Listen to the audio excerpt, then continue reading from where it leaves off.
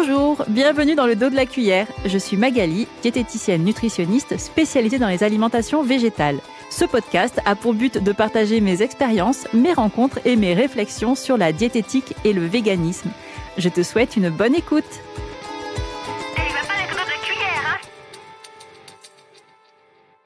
Aujourd'hui, j'ai la chance d'être en compagnie d'un collègue diététicien, Louis Rossi.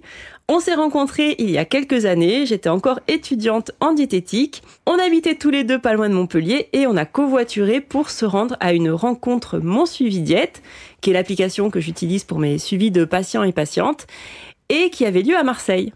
Alors moi, j'étais trop heureuse parce que je faisais mes études à distance, je me sentais un peu isolée, j'en ai déjà parlé dans des épisodes précédents, et je crois que tu étais la première personne diète et végane que je rencontrais.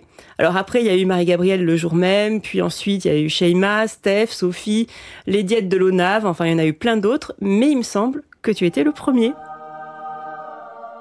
Donc Louis, merci d'avoir accepté mon invitation pour cet échange.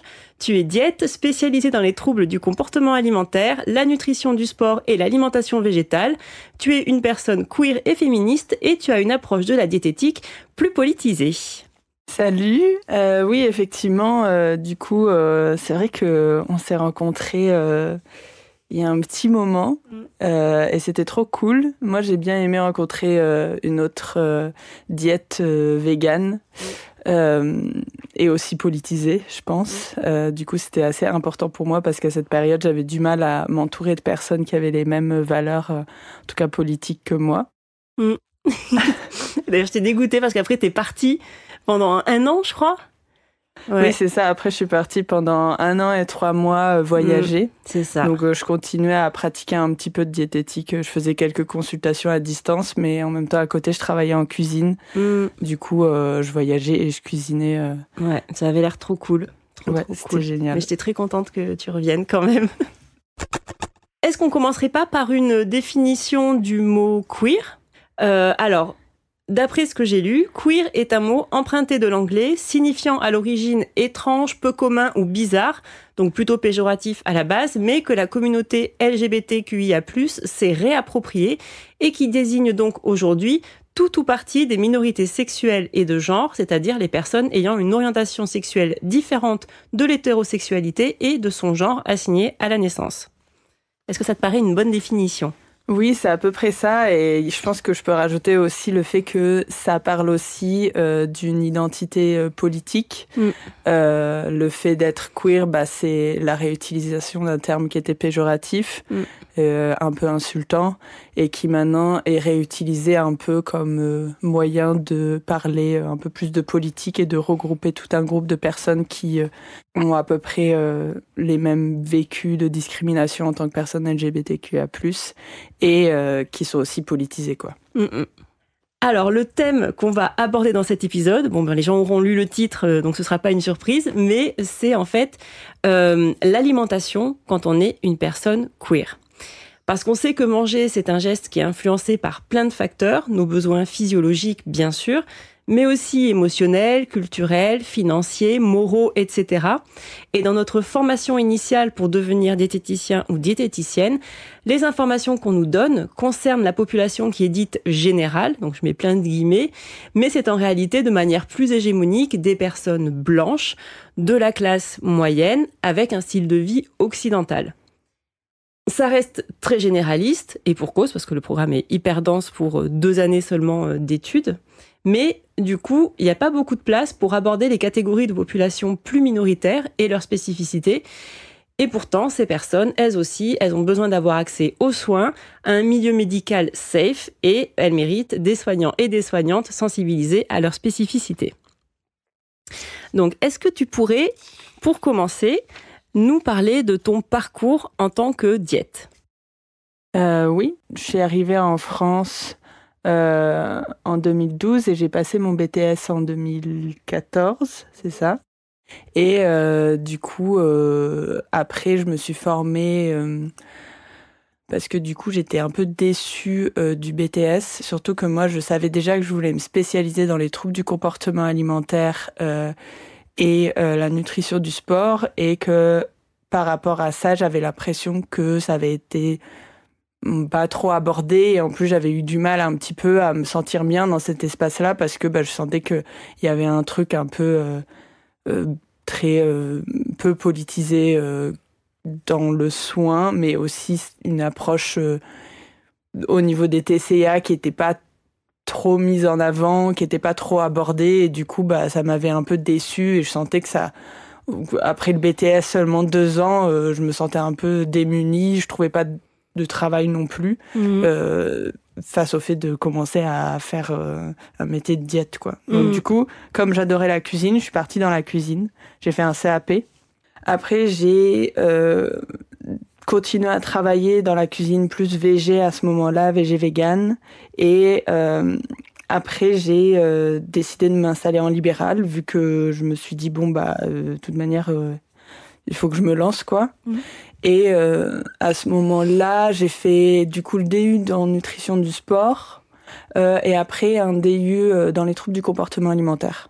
Puis après, petit à petit, j'ai fait des formations du coup en diététique comportementale de TCC appliquée à la diététique. Ouais. Et puis la formation en alimentation végétale, une formation dans les troubles alimentaires pédiatriques pour avoir une approche en lien avec les TCA qui soit plus complète.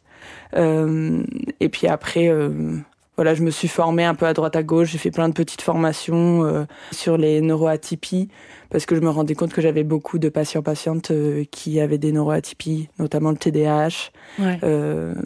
Ou les trucs sur l'endométriose, tous ces trucs-là. Mais bon, il n'y a pas de vraie formation sur ces sujets, donc c'était plus me former, d'accompagner ces personnes de manière plus adaptée que des vraies formations sur l'accompagnement, surtout en diététique, il n'y a pas vraiment grand-chose. Il n'y a pas vraiment d'études sur ces sujets, donc du coup, voilà. Et du coup, donc, tu fais des consultes en visio, il me semble. Tu avais un cabinet. Du coup, oui, je fais des consultes en présentiel à Montpellier et en visio. Mais là, du coup, en août, je vais prendre un peu une pause parce que ça fait presque 8 ans que je fais ça. Et du coup, je suis un peu fatiguée. C'est un milieu quand même assez précaire. C'est difficile de se faire connaître. C'est difficile d'en vivre. Ça demande aussi de faire des boulots qui sont pas notre taf en tant que diète, comme essayer de se vendre, essayer de faire en sorte que les médecins nous fassent confiance, essayer de se faire connaître, enfin toutes ces choses-là. Faire de la com, c'est ça. Limite du marketing, des trucs. Non, ça, c'est ça. Et c'est hyper fatigant et c'est des choses que j'aime pas particulièrement faire. Donc du coup très rapidement, ça m'a fatiguée et du coup après le voyage, j'ai eu du mal à me remettre dedans et puis voilà. Du coup maintenant je vais faire une petite pause, mais après je vais reprendre. Je pense juste le temps de récupérer un peu. Trop bien, trop bien. Et est-ce que tu pourrais nous parler de ton parcours avec l'alimentation végétale ?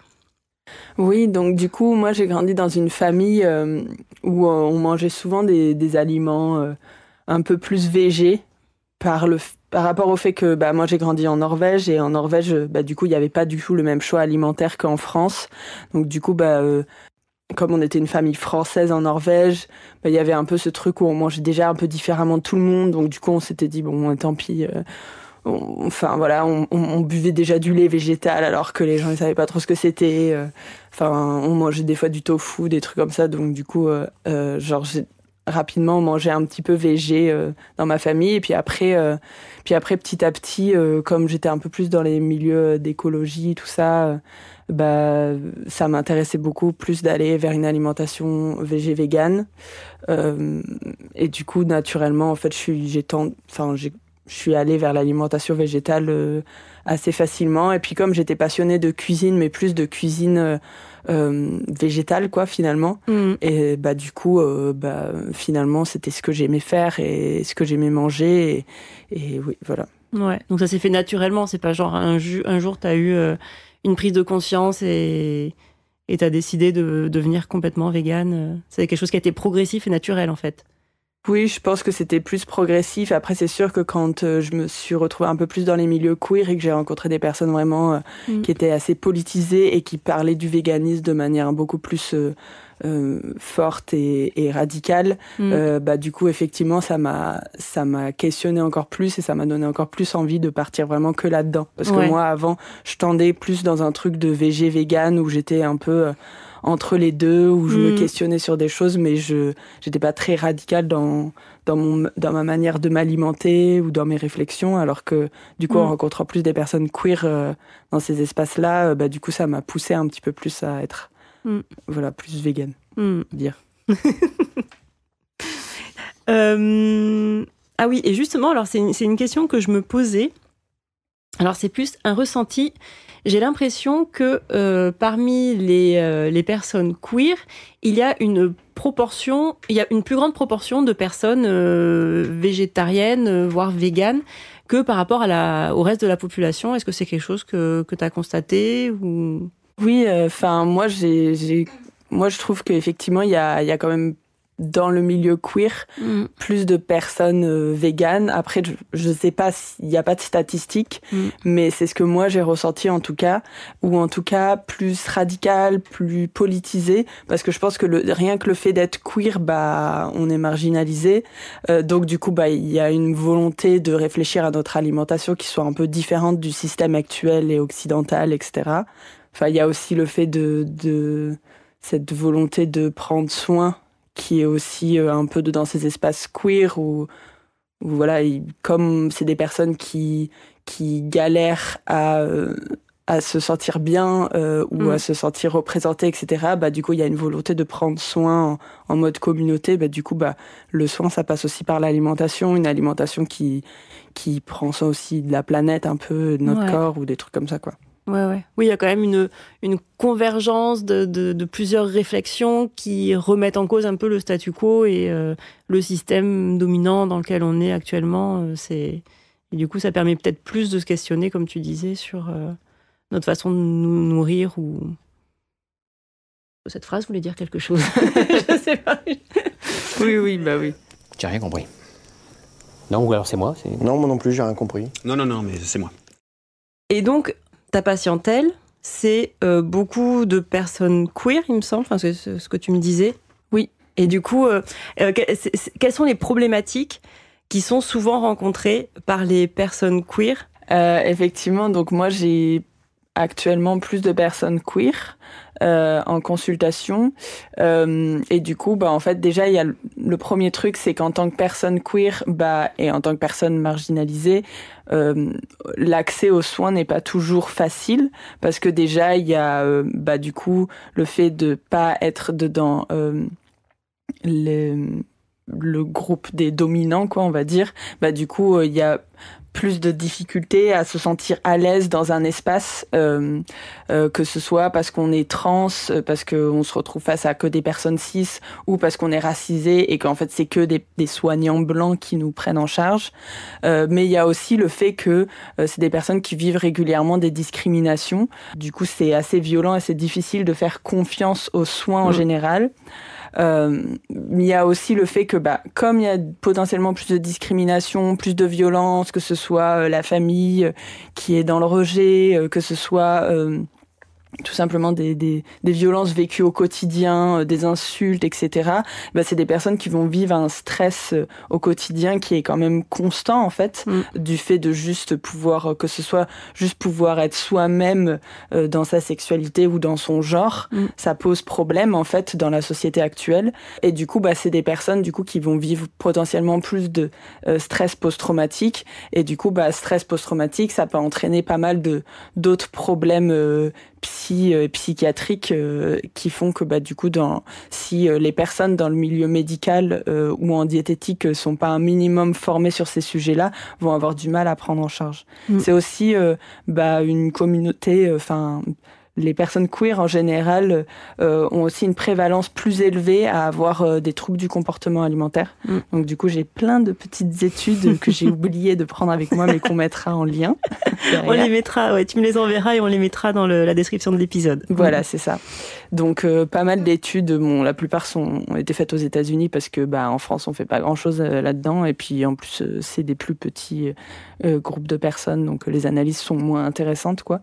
Mais effectivement, il y a pas mal d'études qui montrent que c'est des personnes qui peuvent vivre au quotidien des violences, que ce soit dans la prise en charge du soin ou tout simplement qui ont plus de prévalence à avoir des troubles du comportement alimentaire ou troubles psychiatriques qui font que du coup la prise en charge est moins bien adaptée. Ouais, effectivement, donc c'est à garder à l'esprit quand on est soignant ou soignante. Est-ce que aussi on t'a rapporté des témoignages de queerphobie dans le milieu médical, comme on entend aussi beaucoup de témoignages de grossophobie médicale? Parce qu'en fait, les soignants et les soignantes ne sont pas informés, ne sont pas sensibilisés, souvent font preuve d'une curiosité mal placée. Et du coup, quel conseil tu donnerais à des soignants et soignantes pour justement éviter ces comportements stigmatisants des personnes queer qui viennent les consulter? Oui, alors déjà, je pense que la première chose, c'est d'apprendre un peu de notre côté. C'est-à-dire que si on a une personne queer qui arrive en consultation, la première chose, c'est de poser potentiellement la question de est-ce que c'est OK qu'on parle de certains de ces sujets-là, si vraiment il y a un besoin d'aborder, par exemple, la prise d'hormones, parce que ça peut être intéressant de poser la question de est-ce qu'il y a une prise d'hormones actuellement, parce qu'on sait pas, on sait jamais si on peut tomber sur une personne trans ou pas, quoi. Pourquoi est-ce que c'est important de poser cette question sur la prise d'hormones quand on accueille une personne en consultation? Ouais, pour moi déjà il y a le fait que en fait on peut pas savoir si une personne est trans ou pas, et puis c'est important dans la prise en charge de savoir s'il y a une prise d'hormones ou pas, parce que que ce soit la pilule ou autre traitement hormonal peut avoir un impact sur le corps. Le fait de demander s'il y a un traitement hormonal, ça englobe beaucoup plus d'informations que juste est-ce que vous prenez la pilule. Et oui. Parce que déjà, si on a une personne en face de nous qui ressemble à un mec cis, on va pas se poser la question de est-ce qu'il y a une prise d'hormones, alors que potentiellement il y en a. Et même si on n'est peut-être pas spécialisé sur ces sujets, des fois on peut avoir des patientes qui ressentent beaucoup de fatigue, ou qui au niveau musculaire vont construire beaucoup plus de muscles à certains moments, ou qui vont vivre des états émotifs difficiles, etc. Par rapport au fait, déjà le fait d'être trans c'est quand même compliqué en général, mais au niveau hormonal ça peut avoir un impact. Comme il y a des personnes qui peuvent avoir aucun impact par contre, qui sont hyper bien, et en fait le traitement hormonal va aucun impact sur le corps, il y a des personnes qui peuvent en avoir. Et du coup, c'est intéressant aussi juste de poser la question pour savoir, et puis aussi potentiellement du coup s'informer un petit peu sur l'impact de la prise de testo ou d'œstrogène à ce moment-là, quoi. Ouais. Et oui, cis, je crois qu'il faut qu'on explique aussi quand même, parce que donc, quand on parle de personnes cis, ce sont en fait des personnes cisgenres, c'est-à-dire qui s'identifient au genre qui leur a été assigné à la naissance. Voilà. C'est ça. Donc, ça veut dire que, en général, quand on est trans ou non-binaire, on n'est pas cis, quoi. Salut Magali, en fait je t'envoyais un petit message vocal pour te dire qu'en fait je voulais rajouter un petit point sur la question par rapport à la prise d'hormones. Pour moi il est important de savoir qu'il faut se former en fait avant de potentiellement donner des avis ou des informations ou peut-être faire des conclusions trop rapides pour éviter d'essentialiser du coup les personnes trans qui sont sous hormonothérapie. Donc ça va être assez important. Je voulais aussi parler du fait que potentiellement il y a des personnes qui vont pas se dévoiler en tant que personne queer dans les premières consultations, et potentiellement la question sur l'hormonothérapie, peut-être que la personne dira non alors qu'en fait il y a une hormonothérapie, quoi. Donc ça c'est garder en tête que il existe un concept qui s'appelle le outing, c'est le fait de dévoiler à une autre personne sa sexualité ou son identité de genre, et on parle de outing quand la personne le fait sans son accord. Donc c'est important de savoir que c'est possible que les personnes ne vont pas ouvertement se dire queer, et c'est normal parce qu'il y a une certaine vigilance face au fait d'attendre de vérifier si la personne est safe. Et puis il y a aussi le fait d'éviter en tant que professionnel de santé de parler ou de donner des noms d'une personne queer qu'on accompagne, parce que c'est le fait de outer, même si c'est important le secret médical, c'est aussi important de faire attention à ça, puisque les personnes queer ont plus de risques d'agression, de violence sociétale Et puis vu la montée du fascisme actuellement, c'est important de faire attention à ça. Mais du coup, tous ces trucs-là, c'est déjà de se poser la question de est-ce que on est OK d'aborder ce sujet. C'est aussi d'essayer d'entendre aussi ce que la personne dit, genre par exemple les pronoms qu'elle va utiliser, si c'est elle, il, elle, si c'est des nouveaux pronoms, des choses comme ça peut être intéressant si on est un peu stressé de juste poser la question de c'est quoi vos pronoms dès le début, si vraiment on est angoissé par rapport à ça, mais sinon la plupart du temps les personnes vont utiliser les pronoms un peu en discutant, quoi. Et du coup, ça va être important. Puis après, effectivement, si on apprend de notre côté un minimum ce que la personne peut vivre, si c'est une personne trans, si c'est une personne non-binaire, si c'est une personne juste queer, lesbienne ou gay ou autre, bah du coup, ça peut être intéressant juste de nous chercher un petit peu des infos pour pas avoir cette curiosité un peu problématique d'une personne qui a des privilèges, en fait, et qui pense que parce que nous, on est différents, on va les former, on va leur apprendre ce que c'est que d'être queer ou trans ou autre, quoi. Donc il y a ça. Puis aussi de pas donner son avis sur quoi que ce soit. Ça, c'est vraiment un problème. Ça, clairement. On a des personnes qui font des formations ou qui accompagnent, qui se permettent de donner leur avis sur, par exemple, une transition ou sur une manière de se représenter, de s'habiller, sur des tatouages, des piercings, des trucs comme ça. Ça, c'est pas OK, en fait. Ouais. Non, mais clairement, pourtant, c'est des règles de base, je sais pas, de soignants ou soignantes, d'être dans le non-jugement et voilà, respecter l'intégrité de la personne qu'on a en face et créer une alliance thérapeutique, être dans la bienveillance, dans l'écoute. Ça paraît être la base. Mais c'est vrai que, voilà, dès que ces soignants et soignantes, rencontrent des personnes qui n'ont pas l'habitude de voir, tout de suite là ça pète toutes les barrières de la décence et ça se permet des choses. Bon, bref. À bon entendeur, salut. Pour revenir sur la question des pronoms, c'est vrai que peut-être ça peut être pas mal de systématiser, de demander sur dans les questionnaires, quand les fiches d'inscription ou ce genre de choses pour les patients et patientes quand ils veulent consulter un soignant ou une soignante, de la même façon qu'on demande le prénom, le nom, etc., de demander le pronom tout simplement et de le systématiser parce que il y a quand même aussi ce côté problématique de poser la question à la personne dès qu'elle ne rentre pas très clairement dans une case, alors que on ne peut pas présumer en fait du genre d'une personne quand on la rencontre pour la première fois, qu'on l'a pas entendu parler d'elle, de la façon dont elle exprime son identité. Et franchement, je trouve que ça coûte rien à personne.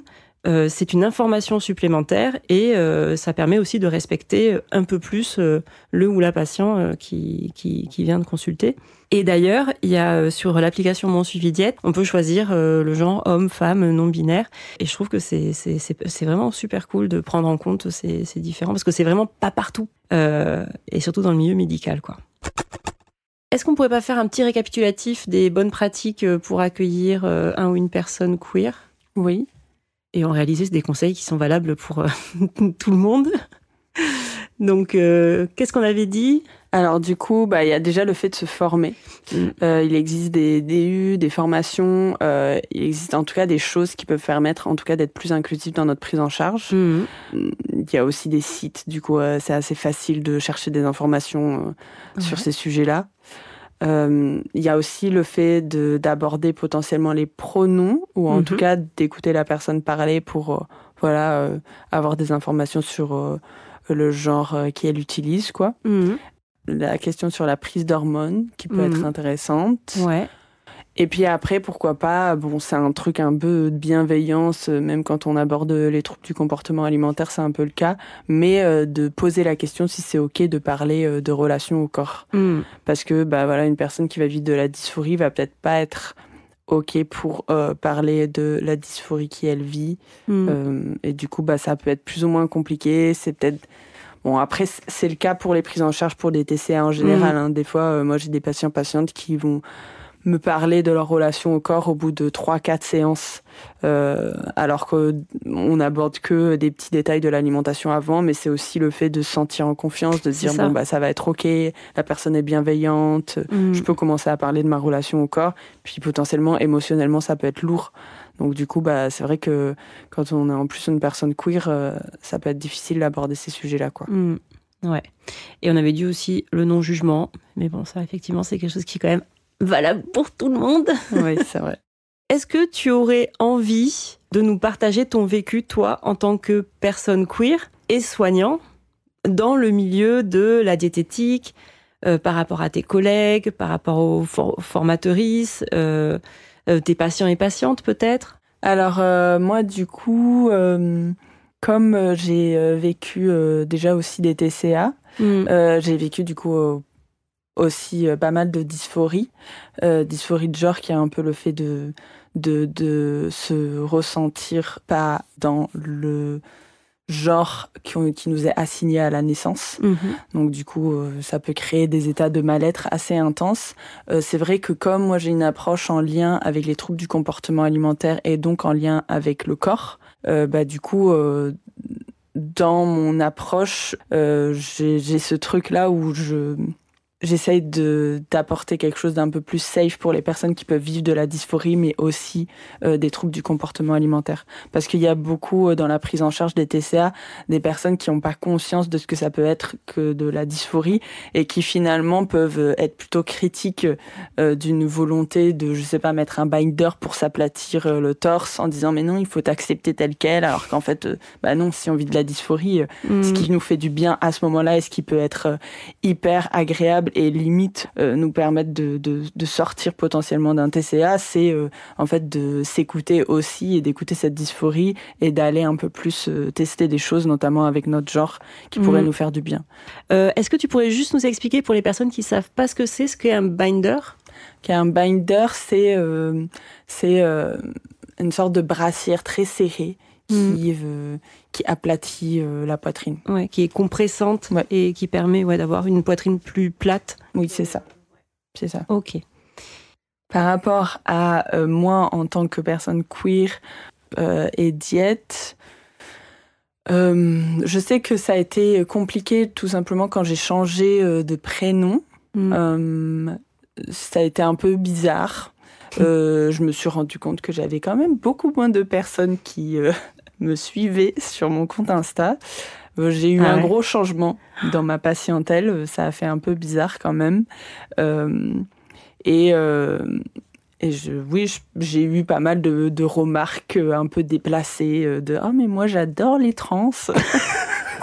Des trucs comme ça, quoi. C'était un peu désagréable, surtout quand on est professionnel de santé et que c'est pas du tout le sujet, en fait, que on n'est même pas là, nous-mêmes, pour avoir du soin. C'est un peu bizarre et c'est un peu malaisant de se dire qu'on doit remettre en place un patient qui se met à beaucoup, beaucoup parler ou faire des remarques sur le fait que je change de prénom ou autre. Mais j'ai aussi beaucoup, beaucoup de personnes qui étaient très bienveillantes, qui ont vraiment pas fait de remarques là-dessus, qui étaient très agréables. Voilà. Oui, j'ai eu un peu de stress de repartir dans des milieux où j'avais des collègues qui sont finalement des personnes souvent cis, hétéros, qui sont pas du tout concernés par ces sujets-là, pas du tout politisés. Ça m'a créé un peu d'angoisse où j'avais du mal à me sentir bien dans ces espaces-là. Du coup, c'est vrai qu'au niveau des formations, j'étais pas très à l'aise. J'avais un peu moins de facilité à venir en visio pour parler avec tout le monde, parce que je me rendais bien compte qu'il y avait vraiment aucune autre personne queer dans ces espaces-là. Et du coup, je me disais, mais est-ce que je vais devoir expliquer des trucs? Est-ce que les gens, ils vont... Enfin, je sais qu'il y a des gens qui avaient du mal à capter que je m'appelais Louis et physiquement accepter de me voir mettre la visio et être en mode oula. Enfin bon, bref. Je sais pas si j'ai vraiment vécu beaucoup de choses compliquées, mais je sais que ça a été dur, ça m'a créé beaucoup de fatigue et ça a joué sur le fait que j'avais plus de difficultés à être à fond dans la diète à ce moment-là. Ouais. Mais voilà, maintenant ça va mieux, donc ouais. toujours par rapport à ces histoires de pronoms, quand on fait des formations ou des choses comme ça, c'est de la même façon qu'on met des étiquettes ou qu'on se présente, etc. Ça pourrait être bien aussi de systématiser de se présenter avec nos pronoms. Par exemple, quand on fait des visios ou des trucs comme ça, de mettre son prénom et le pronom entre parenthèses ou genre de... Enfin voilà, et juste pour que les autres, s'ils se posent des questions, s'ils ont des doutes, au moins c'est fait. Et même s'ils n'en posent pas, en fait, c'est une information. Oui, je pense que ça peut être bien parce que même, par exemple, dans certaines formations, ça peut être rassurant de se dire que, voilà, même si les personnes se trompent et c'est pas non plus la fin du monde, juste le fait aussi de pouvoir dire à la personne, bah voilà, ça c'est mon pronom. Et puis aussi, je pense que c'est cool que les personnes cis-het se questionnent elles-mêmes sur un petit peu genre se disent aussi bah tiens c'est bien que je mette mon pronom quoi, enfin genre juste pour montrer qu'il y a une certaine inclusivité dans ces espaces-là et qu'il y a une volonté de faire en sorte que ce soit moins stressant en fait de dire bah moi j'utilise il ou il. Enfin, voilà quoi. Ouais, carrément. Bon bah écoute, merci pour ce partage. Je me souviens qu'il y avait quand même une anecdote qu'on a partagée.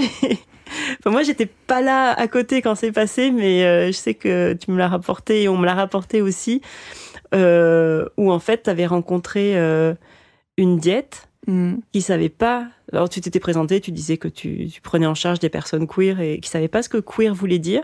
Oui. Mais qui ne savait pas non plus ce que LGBT voulait dire. Oui, c'était un peu... c'était bizarre. Au début, j'ai parlé de neuroatypie et de TDAH, et du coup, cette personne comprenait pas. Du coup, je m'étais dit, mince, ok, enfin, c'est pas grave. Mais après, je parlais des personnes queer, et du coup, j'ai dû expliquer ce que c'était qu'être queer. Et du coup, je pouvais pas expliquer, parce qu'à chaque fois que je sortais des mots, la personne comprenait pas. Donc, du coup, quand je dis LGBT, la personne comprenait pas. Du coup, j'étais en mode, lesbienne, est-ce que vous connaissez les lesbiennes? Non? Les gays? Donc, voilà, c'était assez drôle, et ça faisait bizarre parce que on s'est dit sur le moment que une personne qui travaille dans le milieu médical, qui a pas conscience en fait des l'individu, des personnes, de la diversité. Enfin voilà, c'est ça, tout simplement que ce soit au niveau du genre ou du validisme ou des choses comme ça, genre même du racisme. On se dit cette personne est dans un milieu privilégié et va pouvoir accompagner que des personnes privilégiées et du coup c'est le système médical en soi, donc c'est un peu décevant quoi. Ouais. Nous, on a l'impression là d'échanger un peu des banalités, des trucs dont on a déjà conscience, mais il faut aussi savoir qu'il y a des diètes, des soignants, des soignantes, des personnes qui sont pas au courant ou qui ont même aucune notion de ces problématiques qu'on vient de partager. Ah oui, et quand on parle de soins diététiques, donc il y a évidemment l'alimentation d'une part, mais il y a aussi toute l'hygiène de vie et notamment la pratique du sport. Et du coup, puisque tu as une spécialisation en nutrition sportive, est-ce que c'est compliqué ou facilité, j'ai déjà une idée de la réponse, mais pour les personnes queer d'accéder au sport, aux infrastructures, aux clubs, etc. Et voilà, qu'est-ce que tu en penses par rapport à tout ça ? Alors c'est un sujet intéressant parce que effectivement donc il y a aussi juste le fait d'être une meuf qui est compliquée dans le milieu du sport. Donc déjà en tant que meuf, si tu veux faire du foot, si tu veux faire du rugby, si tu veux faire des sports qui sont très potentiellement sexistes et très mis en avant par des mecs cis, c'est vrai que c'est compliqué déjà de rentrer. Alors en tant que personne queer, c'est encore plus dur. Parce que du coup soit il y a beaucoup de vécus de personnes queer qui ont vécu des violences à l'école et du coup notamment au moment du sport où il faut se déshabiller, il y a ces trucs un peu compliqués de si t'es une personne queer, si t'es lesbienne ou gay, il y a tout ce truc un peu où tu peux vivre pas mal de violence à ce moment-là. Mais il y a aussi le fait que si tu t'identifies pas spécifiquement à ton genre, c'est les moments où ça peut être compliqué en fait, parce qu'on va te mettre directement dans une case, tous ces trucs-là. Donc déjà il y a le fait que tu peux avoir eu un vécu en lien avec le sport qui est difficile. Que ce soit parce que tu sois pas inclus ou que tu aies vécu des violences sexistes ou autres dans ces espaces-là. Mais il y a aussi le fait que s'il y a peu de représentation queer dans les milieux sportifs, ça donne pas trop envie d'y aller. C'est sûr. Et puis en plus, là on le voit avec tout ce qui se passe. Enfin, genre il y a plein de violences transphobes, sexistes, qui sont hyper fortes en fait vis-à-vis des personnes queer ou juste des meufs dans les milieux du sport qui sont particulièrement musclés ou autres, ou même des violences racistes qui vont critiquer le genre alors que c'est pas du tout le sujet, quoi. Et en fait, c'est compliqué de se dire ouais, super, je vais aller faire du sport alors que c'est un milieu qui donne pas du tout envie, quoi. C'est ça. Mais il y a quand même un sport qui, à mon avis, est le meilleur du monde et qui est en plus évidemment hyper safe. Enfin, j'imagine que tous les clubs ne le sont pas, mais il y a quand même plus de chances peut-être de trouver un espace safe dans cette pratique-là. C'est le roller derby. Et oui. On adore. Et donc, toi, t'es fresh meat en roller derby. Alors, ça veut dire que tu fais des entraînements, etc. Tu fais partie d'une équipe encore. Et tu as réalisé un zine sur la nutrition et le roller derby. Est-ce que tu peux un petit peu nous en parler ? Oui, donc du coup, moi, ça va faire 1 an là que j'ai commencé à faire du derby.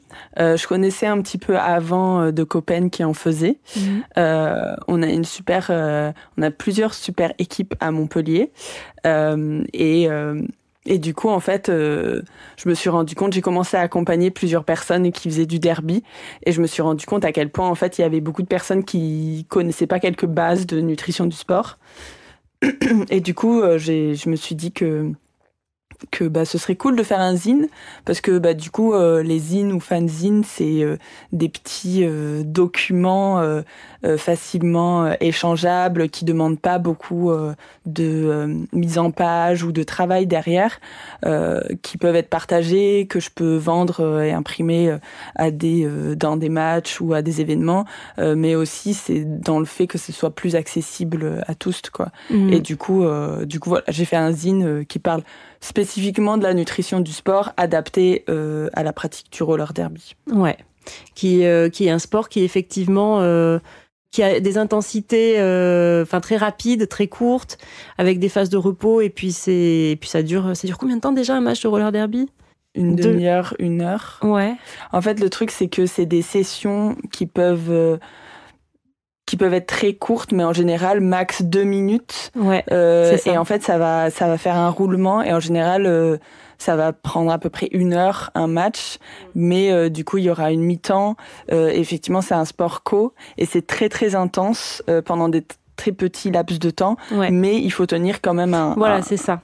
Longtemps, quoi. Ouais, c'est donc il y a une partie endurance et une partie aussi explosivité où il y a aussi les coups qu'on prend au roller derby. Ah oui, alors parce que peut-être que tout le monde ne sait pas ce que c'est que le roller derby, mais c'est un sport qui se pratique sur une piste ovale, sur des patins à roulettes, et en fait, il y a 2 équipes qui s'affrontent avec ce qu'on appelle the jammer, qui est l'attaquant-attaquante, et qui en fait va marquer des points en dépassant les adversaires, et le reste de l'équipe, c'est un peu la défense qui va du coup empêcher l'attaquant ou attaquante de l'autre équipe de passer. Voilà, c'est pas très clair, mais en même temps, les règles du roller derby, c'est un bouquin de 80 pages, quelque chose comme ça, mais c'est super intéressant stratégiquement, enfin bref. C'est le meilleur sport du monde. Et voilà. Et donc, forcément, il y a des impacts, il y a de la vitesse, il y a de l'explosivité, et puis, faut tenir sur le long terme. Donc, c'est effectivement, la condition physique peut être améliorée avec une bonne alimentation, en plus d'un entraînement adéquat, etc. Donc, effectivement, c'est important d'avoir quand même des bases en nutrition pour ce sport. Et il y a aussi beaucoup de personnes végées dans le roller derby, donc ça fait en plus un paramètre à prendre en compte. Donc, soutenez votre club local de roller derby. Et donc du coup, ce zine qu'on peut retrouver sur ton site internet. Oui. Et du coup, tu l'as mis à prix libre pour qu'il puisse être accessible à un maximum de personnes.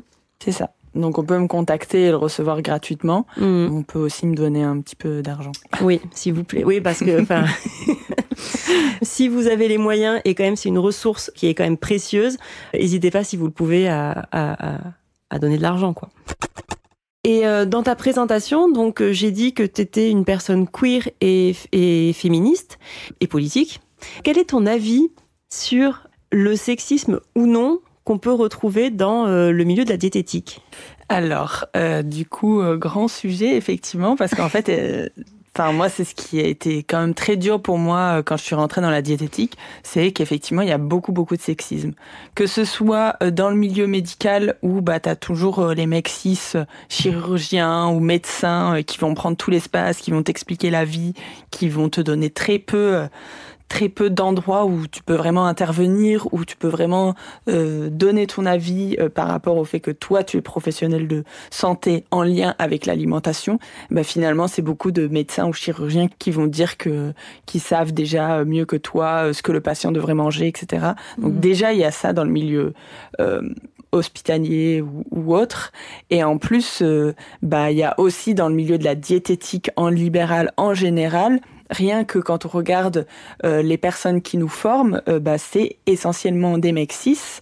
Et les personnes qui sont représentées dans les médias ou autres, si c'est pas une petite meuf diète qui parle de régime, la plupart du temps, c'est des mecs cis diètes qui ont fait des grandes études, qui ont un discours beaucoup plus développé et du coup qui vont être pris dans plein d'espaces un peu médiatisés ou qui vont écrire des articles ou qui vont proposer des formations. Et du coup, c'est hyper décevant parce que du coup, ça renvoie le fait que, malgré le fait que la diététique est un milieu, donc il y a 95% de meufs dans la diététique. Alors en plus, quand on voit qu'il y a une poignée de mecs cis qui prennent toute la place et qui forment tout le monde, on se dit quand même c'est un vrai problème, quoi. Ouais. Le fait d'être féministe dans la diététique, il y en a pas tant que ça, quoi, en fait. Ouais. Et c'est ça qui est malheureux, c'est qu'en plus, souvent ces mecs cis, ils vont être hyper mis en avant. Et limite, ils vont prendre un peu une sorte de forme de gourou à moitié et ils vont se permettre de donner des avis sur des sujets qui n'ont rien à voir avec la diététique, alors que voilà quoi. Ouais. Et ça, c'est vraiment un gros souci. Et puis ça renvoie toujours le fait qu'à partir du moment où on fait du soin, on est potentiellement une personne meuf, queer ou sexisée, et que dès que ça demande de former ou d'avoir des grandes études ou d'avoir un discours plus développé, et là direct c'est un mec cis, quoi. Et ouais, c'est une conversation qu'on a souvent et que j'ai aussi avec d'autres diètes, mais c'est vrai que ça, je suis pas sûre effectivement qu'il y ait beaucoup de personnes qui s'en rendent compte, parce que c'est en même temps complètement intériorisé. Effectivement, les diététiciens seront identifiés comme des experts de la nutrition, et les diététiciennes qui proposent des régimes qui vont vous aider à être belle cet été. C'est ça. Et aussi, et je pense aussi que c'est un peu le paradoxe de cette profession, où, comme tu disais, par rapport aux autres professions médicales, mais aussi par rapport au public, il y a une mauvaise reconnaissance, en fait, de ce métier, qui est quand même une profession de santé, qui nécessite quand même des études pas évidentes, de se former ensuite après. Et voilà. Et alors, est-ce que c'est parce que ce métier est majoritairement féminin qu'il n'est pas suffisamment reconnu, ou est-ce que c'est parce que justement c'est un métier qui est pas très reconnu que finalement on y retrouve principalement des meufs? Du coup, en tout cas, ouais, c'est vrai que c'est un problème. Et en plus, la précarité de ce métier, t'en parlais un petit tout à l'heure aussi. C'est parce que c'est pas facile d'arriver à en vivre. Il y a beaucoup de diètes que je connais ou qui abandonnent ou qui trouvent un métier à côté pour essayer de quand même arriver à vivre, et qui vont dépenser des centaines d'euros dans des formations tenues par ces mecs cis et voilà, alors qu'elles ont déjà du mal à joindre les deux bouts, et ouais, effectivement c'est un problème sur lequel on discute souvent avec d'autres diètes, mais qui est peut-être pas assez discuté entre nous, quoi. C'est ça. Et puis il y a aussi le fait que c'est majoritairement des personnes blanches, des personnes cis-hétéros. Il y a quelque chose de très dans la diététique, on voit à quel point les privilèges prennent plus de place. Et oui, effectivement, que ce soit en tant que diète ou en tant que patient-patiente, finalement, il n'y a pas beaucoup d'inclusivité. Et même si ça commence à bouger, ça change, etc., on le voit bien que, par exemple, au Canada, les représentations sont totalement différentes. Rien que le métier, il est beaucoup plus valorisé. Il y a beaucoup plus de possibilités d'en vivre. Et on a des formations beaucoup plus complètes, beaucoup plus politisées aussi, qui font que, en fait, on sait que ailleurs c'est possible. Donc en France, c'est très en retard, quoi. Et donc, bon, à partir de ce constat-là, il y a peut-être des choses qu'on peut faire, justement, pour essayer un petit peu de contrer ce système dans lequel on est enfermé. Déjà, ce qu'on est en train de faire aujourd'hui, déjà de le dénoncer, pour que certaines personnes qui n'en avaient peut-être pas conscience le réalisent, commencent à ouvrir les yeux, et peut-être des choses qu'elles considéraient comme normales jusqu'à présent, elles commencent à questionner, à dire... c'est vrai que quand même, à chaque fois, c'est des mecs, 6, quand même.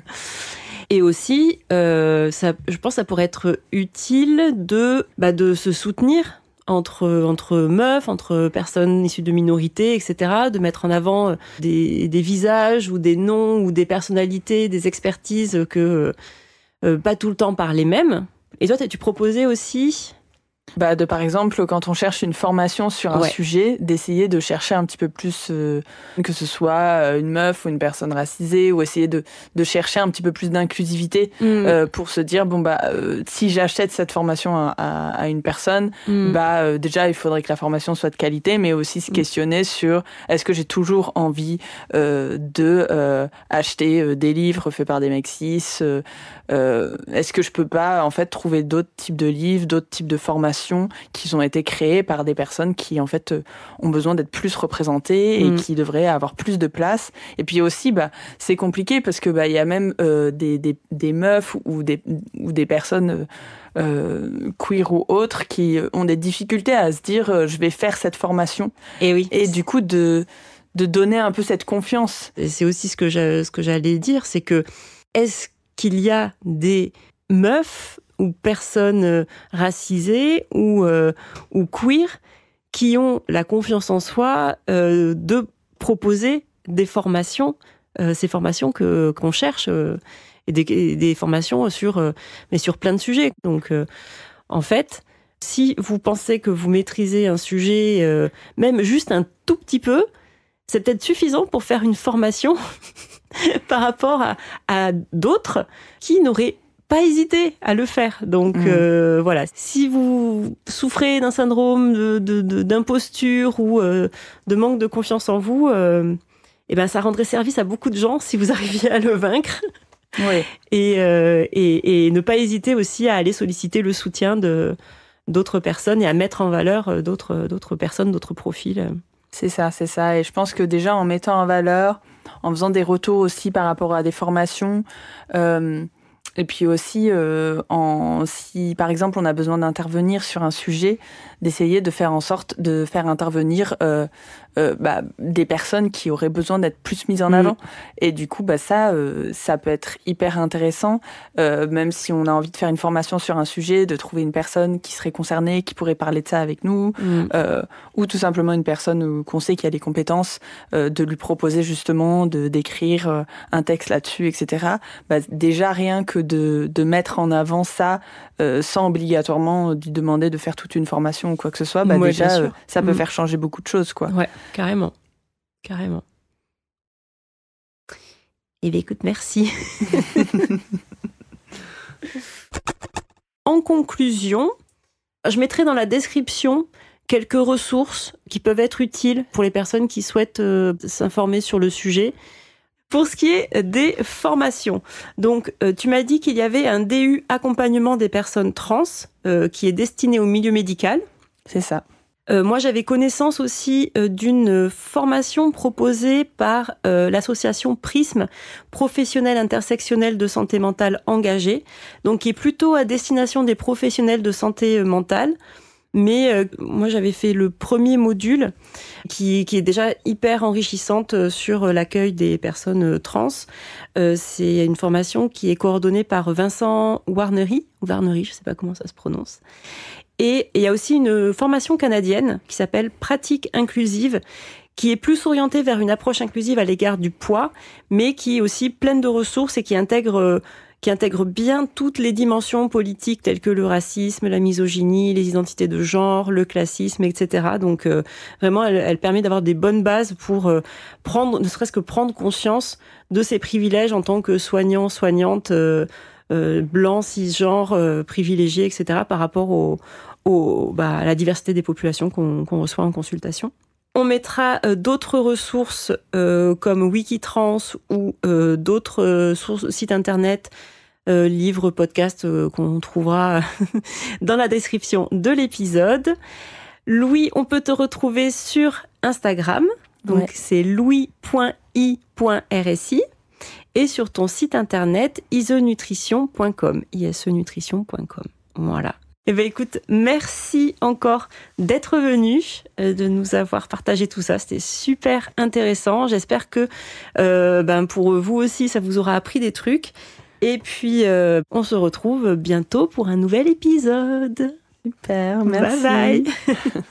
C'est la fin de cet épisode. J'espère que tu auras pris autant de plaisir à l'écouter que moi à le produire. N'hésite pas à t'abonner pour être averti de chaque nouvelle sortie. Et si tu le souhaites, tu peux laisser un avis sur ta plateforme d'écoute préférée. Ça m'aidera beaucoup. Si tu as des questions ou que tu souhaites échanger, tu peux aussi me retrouver sur Instagram, sur ma page Magali le dos de la cuillère, ou par mail à l'adresse coucou@ledosdelacuillère.fr.